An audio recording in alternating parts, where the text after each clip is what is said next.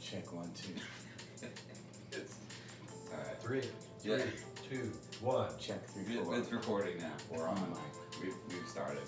Check it down.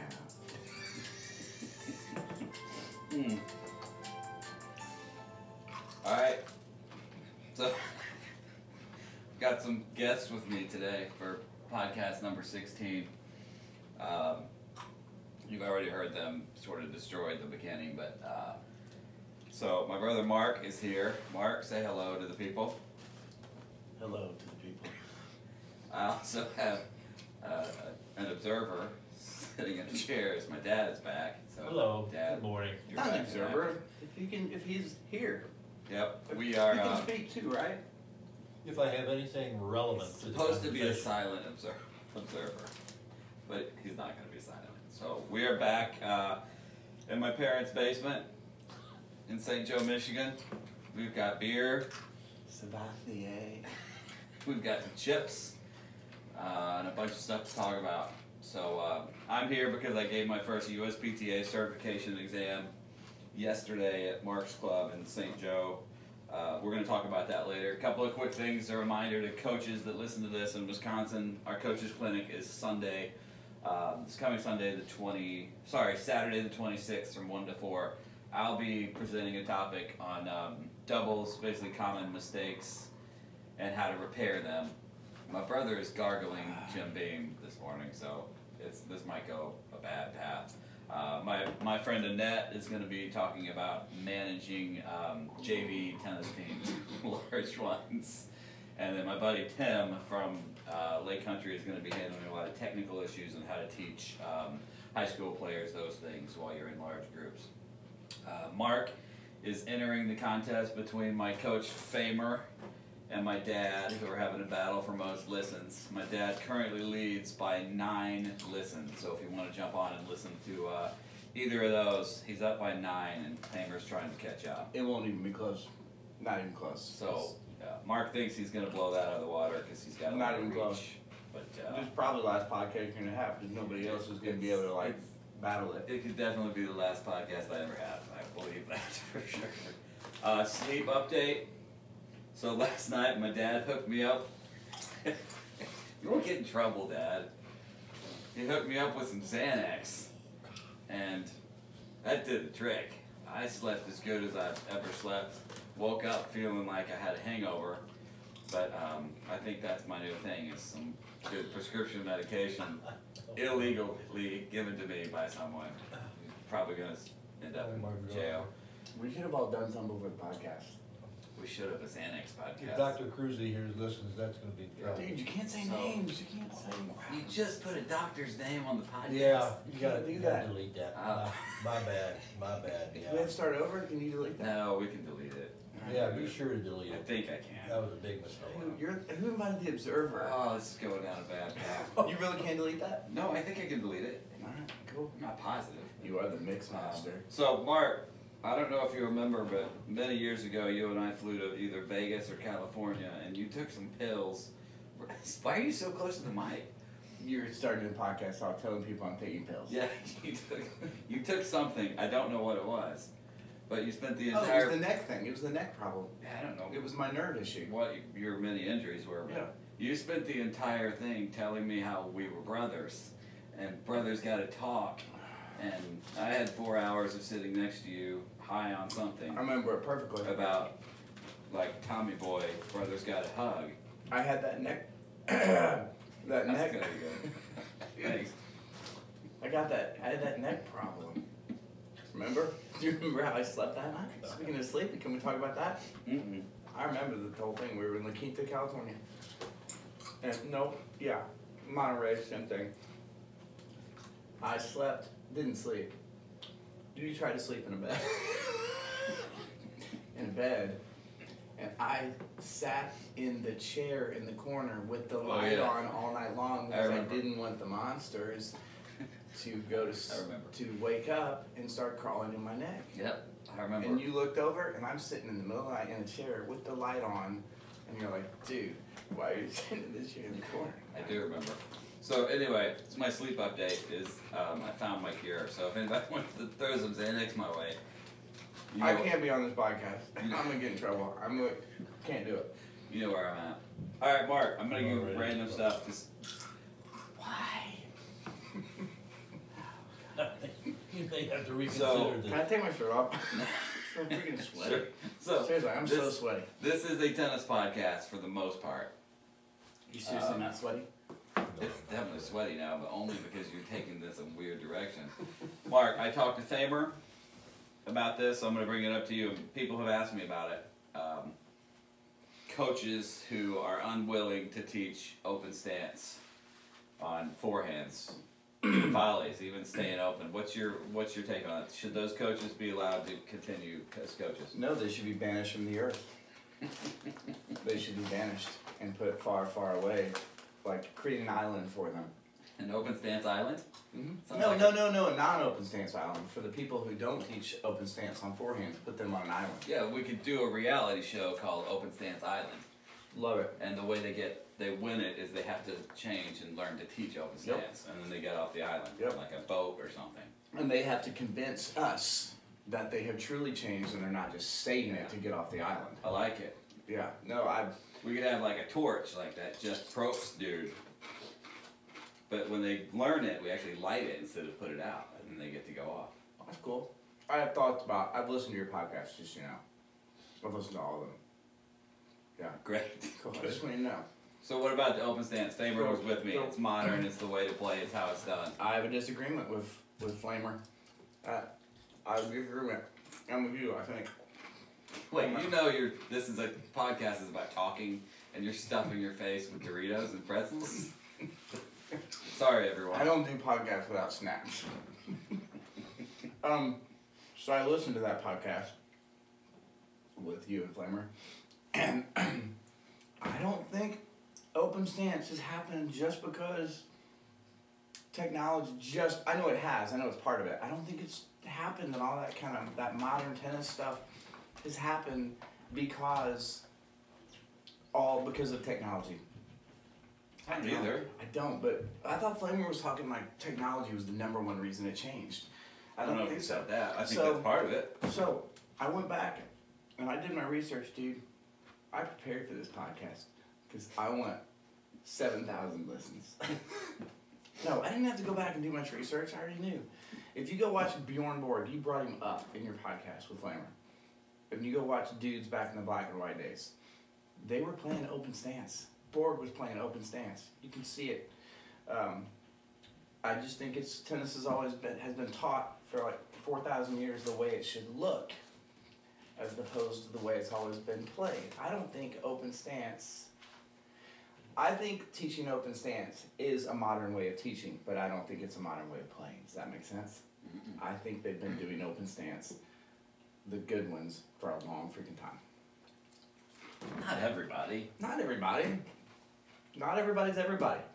But would you hire a coach who comes to interview for you and says, listen, I don't believe in open stance. Nope. I'm really classic. I want to teach the turn and step stuff. Nope, he'd get McDonald's.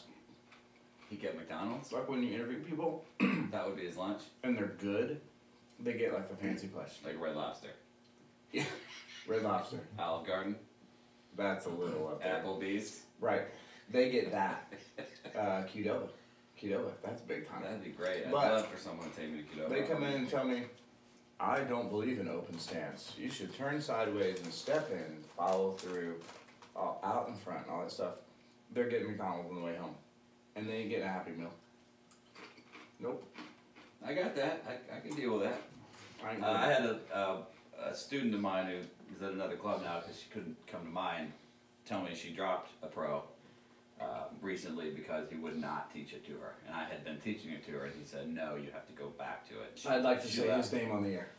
I do not know his name, Okay. but I will not say his name at the air on the air. It's not really air because it's recorded. It's tape. It's gonna go into the air. Whatever. For any of you who have talked to me about this, if you check out Ian Westerman's page at essentialtennis.com, he did a really good video on open stance using current pros and how they do it and watching when and where, and I thought it was really good. I commented on it and talked to him a bit. Can I talk to Ian on right now on your podcast? Sure, he's not. I don't think he's a listener, but if you'd like to, I think he's not here. I think Ian is a studier of tennis, and I think he'll be listening because I think Ian 24/7 is listening to tennis stuff. I don't think he listens to mine. I don't know. I disagree. I'll text him during the cast, Ian, and we'll do see. it right now. I'll do it. Ian, I want to know if you're listening to this right now, but I just want to tell you, I signed up for your yoga thing. You're on your Essential Tennis Yoga thing. Just want to let you know that. I haven't done it yet, but I paid for it, and I have the password for your yoga thing, and I'm going to do it. All right. So Ian, good job getting my brother to possibly do yoga, but you did get some money out of him. So I paid for it. all right, sticking with tennis, I had a listener question a friend of mine today who listens a lot and is probably the first one who told me she wishes I would stick to tennis. Kind of a joke now. But she asked, she texted me, she said they're struggling. Did you just I belch? kept my mouth shut. Kept my mouth shut. This is a mouth shut one. After easily winning first sets, her and her partner herself always tend to get behind quickly in the second set. She wrote, panic. We start panicking and things go wrong. Is it just complacency? Any tips to fix that? Start of a second set letdown, which I think is pretty normal for club players. Amy, here's what I do. Some of the things, I'm going to let Mark see if he's got anything. I've taught a lot of players that instead of playing to 6, when you start the match, you're actually playing to 12. Don't count to 6. When you get to 7, the next game of the second set, to 6, the next game of the second set is actually 7, and then 8. And you don't have like a halftime, it's one game to 12. Because I think most players get to 6, and then they take this long break. They sit down longer, they chat more, they chill out, and then they start over at 1, and I'd prefer to go straight to 12. Something that has worked a little bit, and I think is an easier way to do it, that we're actually, if I'm playing doubles, I gotta win 2 sets, I'm playing to 12, I'm not playing to 6. 6 is halftime, okay? Also, you can think points. It takes 48 points to win a match. Mark wouldn't know that because he doesn't do math nearly as well as me. Your mom doesn't But know math. You're playing, dude. Your mom is my mom. She was my mom first. 40. Well, Yeah. true. Got anything to come back with about that? Played to 48 instead of 24. I think a big one is, like I mentioned, shorten the set break. I don't know about your club, Mark, but most of my club players, after the first set, is this long, extended break. They take far more time than they were between games, and they sit and they talk and they go to the bathroom and they drink or rest, and they come out, it's like starting over, and they lose that groove. So Amy, I think you should, don't talk so much. Call me Amy. Yeah, her name's Amy. Oh, they call me Amy. No, she knows who she is. Oh, alright. And use some of those. Mark, you got anything for that? What would you tell your players? Hey, I'm struggling. I win the first set 6-4, and then I always come out and I go down to 0-3 in the second. It's gonna be a boring response, but everything you just said is what I do. God, I'm so smart. We played a 12. So We played we finished the first set. If I go, that's a tough thing as coaching too, because they win the first set and they're doing great. Do you really want to go coach? So like if you're coaching in high school, do you really want to go coach them because they're doing great and they're winning, and then you go talk to them and then they start losing, and then all the parents on the sideline are like, they were winning until you went and talked to them on the changeover. You ever had that? Oh yeah. Yeah, and then you're battling whether I should go talk to them, but you're like, I want to go talk to them to tell them they haven't won jack yet. That they won 6 games. That's all they won. So my response is exactly the same as you. It's what I do. It's exactly the same way. But you're a part of the problem and the solution though. If you decide to coach them and you haven't coached them for the entire set, you just changed the variable of the mindset too, because they're like, he hasn't coached us the whole time and we win the first set and then you go coach him. It's super freaking tough, dude. Can I ask and can I say something else? You can say whatever you want. Nobody listens to this crap. It's bullcrap, dude. This one they will. 18,000 freaking listeners. All right. Yeah, especially So- with your face stuffed full of Doritos,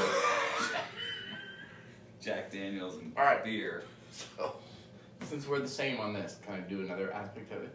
'Cause we're Sure, we're it's a tennis podcast. All right, cool. Here's another question. Here's where I have lots of stuff. If they win the first set and lose the second set, then after the second set you go. If they win the first and lose the second, then you go talk to them. they're like all down in the freaking dumps, like their face looks terrible and they're all pissed off because they lost the second set. But if they lose the first set and they win the second set, and you go talk to them, they're super happy and flying high and laughing and joking because they won the second set. So what you got to do, if they win the first and lose the second, you got to go have the conversation with them about how would you feel right now if you had lost the first and won the second? And their answer is going to be, we'd be super happy.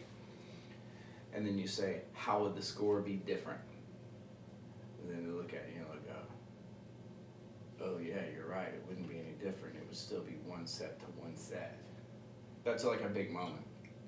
Facts, not feelings. Right. And you have to show them it would be the same score whether you won the first and lost the second or lost the first and won the second.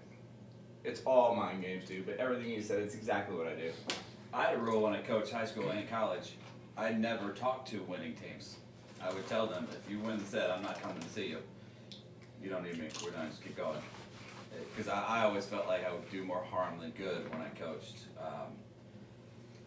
No, I'm the Which same is way. pretty normal for my And then you got the career. parent on the sideline. Can I say something else about it, coaching? Yeah, This whole topic could be coaching high school tennis. Like we have a whole podcast. Right, on but that's coaching high not school what the tennis. thing's about, but you go ahead. No, I'm gonna talk about it now. Okay. No, can I talk about it though real quick? Yes, go. All right, if you're coaching a team, you got to tell them up front before the beginning of the season, I am not going to coach you all equally. Meaning, if you got 8, in Michigan we have 4 and 4. What do you got in Wisconsin? 4 and 3. All right.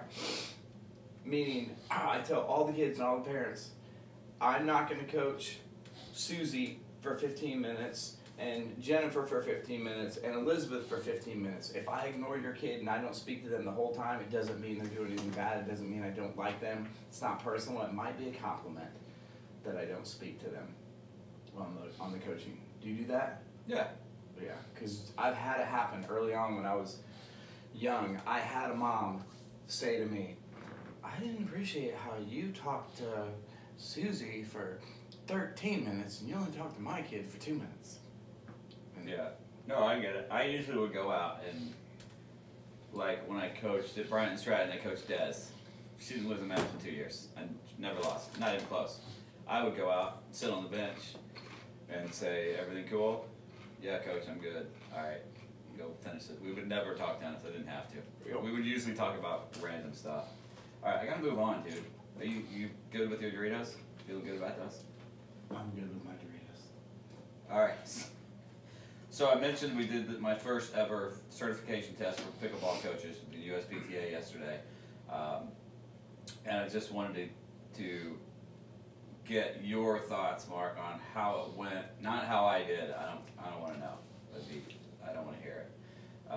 But what did you learn anything from a coaching stand? Not just learn how to dink and all that kind of stuff, but so I'll tell you what I did.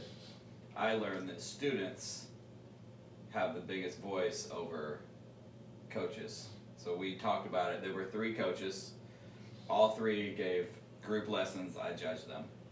All 3 incredibly different. You were the judger. I was the judge. I had different feelings about all 3. Okay, but when I was done and I talked to the students, I was shocked because the one I thought was the weakest turned out the students enjoyed it for the most part, and I couldn't believe it because I was ready to say probably be a pretty harsh I heard that conversation. I was pretty standing harsh right there for it. judge on that, and then I realized it doesn't matter what I thought or what I saw. These 4 people enjoyed their time and had valid reasons for it, and I think you're like me. I'm a horrible judge of coaches. I watch them for 2 seconds and think you're terrible. I could take over, right? Mm. What'd you think about all that? Well, I was there, so I thought yesterday was super cool. I learned a ton. What am I answering about? Which coach I like the best, and or whether I learned stuff? What was the question? All of it. I learned General tons. thoughts. I learned tons. I mean it, and that was the second time I've been through it. I went through it in Vegas at the World Conference, so I was seeing it for a second time, but it was different. I learned that if you want to be an amazing pickleball player, you got to be boring. You got to not go for the angle just because you want the angle. You gotta stay cool and calm and less everything, less hand, less wrist, less everything. It does not fit my personality at all, so it's probably good for me that I learned all that I agree. to settle me down. I thought about tennis a lot. You know how when you run drills, and I know you talk about this, the best way to play tennis is not always the most fun. It's not always the best workout, but the best way to play pickleball, in my opinion, is not always the most fun. Just that's my personality. I learned the lob. I didn't know the lob was like kind of acceptable. Oh yeah. I didn't. Yours is terrible, but Whatever, dude. You I can freaking practice. lob like a freaking beast. I think I hit the ceiling. yeah. And what you're saying about the members and their opinion of the instruction, I hear you, but I think that's very short term. I think what we see, whether we know it or not, we're thinking long term. So maybe we didn't like a certain lesson that we saw in that moment, in that 20 minutes. But we're also thinking, whether we know it or not, ahead a year from now and what we see. Like when we're looking at a kid and want to know whether they're going to be in our highest level class, we can tell whether that kid someday is going to be in the highest level class or not, right? Mm-hmm.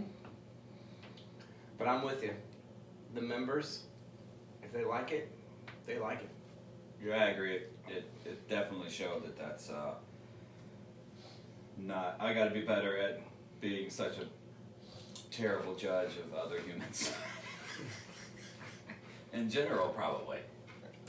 Not just the tennis world, but that's not gonna change. You like animals?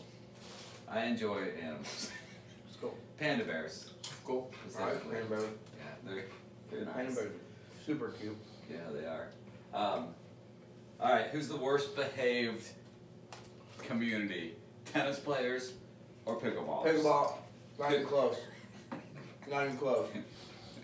I'm just gonna be honest. I love playing pickleball. You see me play it, I have a blast. But I'm not a big fan of pickleball players. And maybe it's pickleball players that have never played tennis though. Maybe that's it. You think there's something there?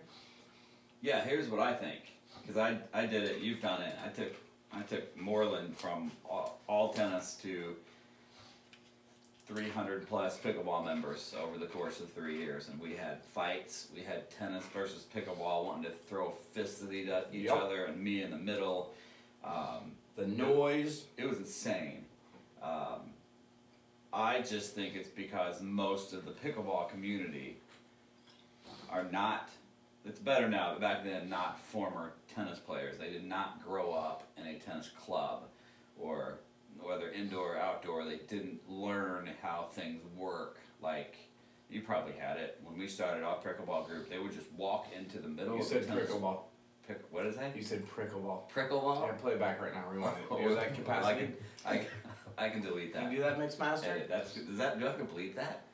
You don't have to bleep Pickleball? it. Depends on how you're hearing it. It sounds like you're hearing it in a different I way feel than like- I'm hearing I it. feel like I might need bleep. I didn't hear it differently. Anyway. I thought things like prickly pear. They would do things like tennis players are on the court and they're up next. They would just walk onto the court in the middle of a point and start changing clothes Happens in my club and every day. set their chairs up and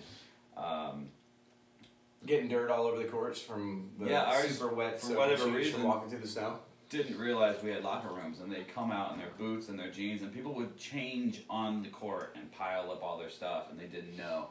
We eventually put two, I call them security guards, at the entrances to the courts every hour. So every time there was a change, I had a staff member standing there holding them back. Nope, you Yep. can't go down that. You can't go down there. Watching the court, educating them. We had to send a front desk person back when we first started. Yeah, I think most of it's just they didn't grow up in that, and I also think it's a world of people who were never athletes until now. They're older in their age or their careers, whatever, and they didn't grow up being in the club world, and all of a sudden The they're developed world? the Is that what you said? They didn't grow up Club in the developed world? No, they're not. It's not like they can't. Where's your place at? Underdeveloped Where are you getting countries. your players? But they didn't know, and now I think it's getting better. We don't have any issues with our place now. But I just wanted to bring it up and see if sort of what you thought about that. Yeah. Can I say something? God, what? Dad did the same thing. He always ask, am I allowed? You have to raise your hand. He's in charge as the judger and the mix master. He's Yeah. like, Yeah. got his turntables. Yeah, the You got guy your turntables. Do some scratching. for couldn't me. get his microphone working for 20 minutes before this. Can you do some Yeah. scratching for us? Wiki. Yeah. By the way, I'm reading the not Will Ferrell, Will Smith autobiography right now. It's Yeah. freaking awesome. That's my book recommendation. Book Can we do a book recommendation. recommendation podcast? Yeah, let's do it. For real. I'm reading Do it right one now. right after this. All right. It's a good book. I had something to say about pickleball players. You did. It was really, really important. It was real. Oh, I got it. I can't remember now. It was going to be important. Well, we can get back to it. I swear. Really, As soon as I remember it. there's not much organization to this whole thing. That's cool. But I know it was important. It's All right. like super mega important. But Good. What do you say to the person the tennis player who says, I'll never play pickleball because it'll hurt my tennis game? Shut their face. Like, shut your face, girlfriend. Yeah. No, I don't actually say that. I tell them that their volleys have to improve if they start playing pickleball. They gotta improve. The tension in the hand when you're hitting a drop shot versus a hard one. Wait, they have to improve, like take No, lessons? no. Or they If will? they play pickleball, if they start playing pickleball, their volleys will improve. How about Okay. that? Yeah, you should have been an English teacher. Yeah, you should be a English person. I can be English. Yeah, Wait, that's Irish. I'm a bit English. You gotta I be was Lucky told- Charms. Yeah, so I tell them. Need some biscuits. I'm a little bit Wait. British and Irish together in 3PO. Mine turns into pirate. I've got some 3PO. Oh, you matey. Yeah. Irish spring. Mhm. What? This- Are I'm not sure you're gonna beat that. all pirates Irish? I think they No. are. And your brain. Pickleball settle you down, dude. You gotta stay cool. Like in those moments of those long points and holding back and not blasting when you want to blast. You gotta.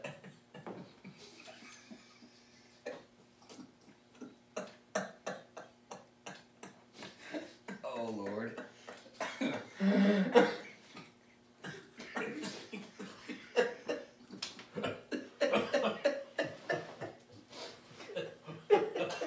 This is terrible.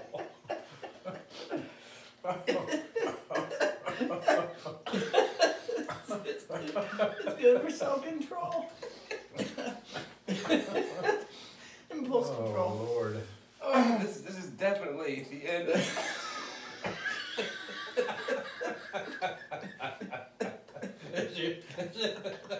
This is your last podcast. Never happened again. Oh, God. It's fun while it lasted. I don't even know what I'm laughing at anymore. Jeez. Oh. Oh, boy. All right, gotta get this boy. back on track. Yeah, All I right. think it'll help your tennis. Good answer. Continental grip. Continental grip. Continental grip. It'll help a lot. All right, I'm moving on. Something more serious. So I asked Flamer the same question, and I think you and I have similar answers, but you might have somebody else. Your tennis go-to people, the mentors in your tennis world. So I had Coach Flame, Michael Cottle, Cascarano, and then I had later too, I mentioned in the last podcast, much younger when I started, obviously, Mr. Murphy. You didn't leave him out on that podcast, that first podcast. I felt like I did. re-listened to it. You said him. Remember I had this I know, but I podcast? felt like I didn't say it enough, so All right. it was important, and I wanted to do He that. was in the first one though. Who are your people? Grappler fan. Nobody else? Yeah, I do have other people. In addition to everybody you just said, Murphy, I still remember seeing with the Red Lobster ball machine and his daughter Debbie at Four Lakes Park. That's how I met him the first time, and we were on the court next to him. Flamer, O'Connell. First lesson I ever took, I only took one lesson in my entire life ever, and that was O'Connell. No, blanket maker, right? Is that the name? Yeah. Yeah, blanket maker. But that wasn't a private lesson. I was with Scott, so I was being held back all the time. Yeah. No, another big, huge dude for me is I got a couple. I got really three big daddies. Pete Militzer, Tom Walker, and Jorge Capistani. Tom was the guy, it's a super long story, but Tom's the guy that I first met in Kalamazoo, which got me my first kind of in to West Hills Athletic Club in Kalamazoo. Once I got in there, that's when I met Pete. Pete taught me how to be a professional, if that makes sense, like dressing and how to act in front of members in the lobbies. And can I tell a story? It's quick. Yeah, go ahead. I was on court with my first, I don't know the rules. I was on court with, first ever ladies group in my entire life. Pete is running the group. He's explaining a drill to the women. I'm spinning my racket, I was probably 21-ish. I was spinning my racket around on my hand, flipping it and all that kind of stuff, and I don't know. Sorry, I'm trying not to burp and hiccup and all at the same time. And Pete got pissed at me and told me when I'm giving instructions and I'm explaining a drill to our group, you gotta look at me and pay attention because they're watching you to see how you, as my staff person, is paying attention to me. And if you're not paying attention to me, they ain't gonna pay attention to me. And he really got peed off at me about that. I never forgot it. Tom taught me how to work with juniors. Jorge Capistani, just been such an important person in my tennis director life since I've been at South Shore. Just taught me how to be, the way he acts, Capistani acts, kind of gave me permission that I can act like myself. Because Jorge's goofy and funny, and it's all about laughs and fun, and he wants to create tennis players, doesn't care if they're high-level nationally ranked tennis players. He just wants to create tennis players, and Jorge is big. He's a big dude for me. So Jorge, Tom, and Pete, massive influences with everybody you have too. So you have more than me, is that what you're saying? Well, I'm gonna list off some more. All right, fine, go ahead. Let's have a battle. Let's have a battle off. I'm going to. Do it. All the pros that have sucked in my life, they're mentors too. I'm not going to say any names, but you have to have been around the ones that aren't that good so you can learn what you don't want to be. So, I used to, when I worked with Tom, when I started with Tom at Greensboro, my first 2-3 months were terrible. Couldn't stand it. I interviewed for jobs. I started a list. Didn't have a phone back then, but I started a list of things I'm not going to do when I'm a tennis director. So Tom actually started with me thinking I cannot work with this dude, ever. He was so, and he'd admit it, so difficult. Like, it was like this training camp thing, and I hated it. And I didn't think I could survive. And I still have it somewhere, a list of things I will not do when I'm a tennis director. Turns out he just liked to kick your ass for a few months until you got it, and then you realize what was cool about it, and this is right. But even like that for Tom, I still go by things. I'm not going to do this because at the time he was doing them, I didn't understand them. But I still, some I don't believe in, I wouldn't do to new people. But I think the bad ones also influence us in how we do things. So in 2001, I was on court in my first ladies group with Tom.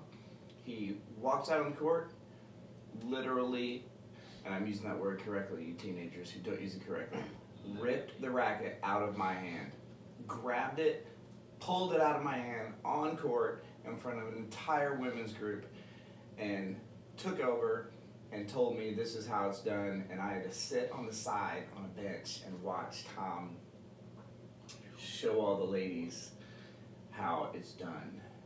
I had it too. He took mine. And that was one of the toughest moments of my life in teaching. But Tom and I's relationship, like I'm sure yours, is fantastic now because I did take it, if that makes sense. I didn't quit. Yeah.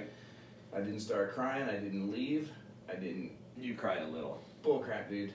I know you cried a little. Well, when I left the court, not on the court, I Not what cried I in heard. the car in the parking lot. But I took it and came back the next day better. And that was probably a big moment why Tom dug me. Because I Yeah. can take it. Those are good people.